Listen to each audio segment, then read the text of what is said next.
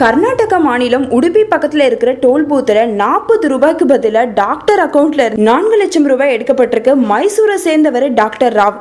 இவர் போன சனிக்கிழமை ராத்திரி தன்னோட கார்ல கடற்கரை சாலை வழியா மும்பை போயிட்டு இருந்திருக்காரு. கொச்சி டு மும்பை நேஷனல் ஹைவேல உடுப்பி பக்கத்துல இருக்கிற குண்டுமி டோல் பூத்துக்கு ராத்திரி 10 மணிக்கு போயிருந்திருக்காரு. அப்போ அவர்கிட்ட சுங்க கட்டணமா சுங்க அதிகாரிகள் 40 ரூபாய் கேட்டிருக்காங்க.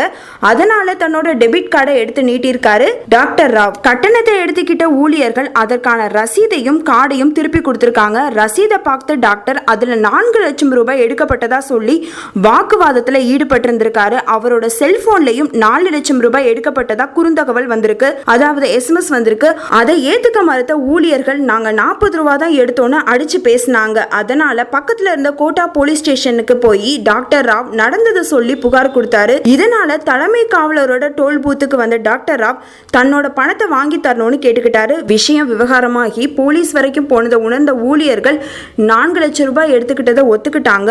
அதுக்காக 3,99,960 ரூபாயை செக்கா கொடுத்தாங்க.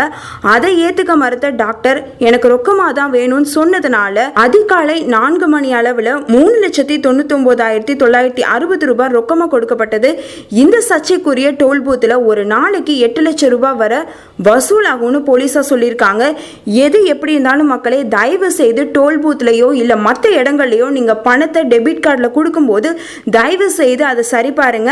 இந்த மாதிரி விஷயங்கள் நடக்காம தடுங்க. மேலும் இது போன்ற தகவல்களை தெரிஞ்சுக்க net TV for your subscribe பண்ணுங்க.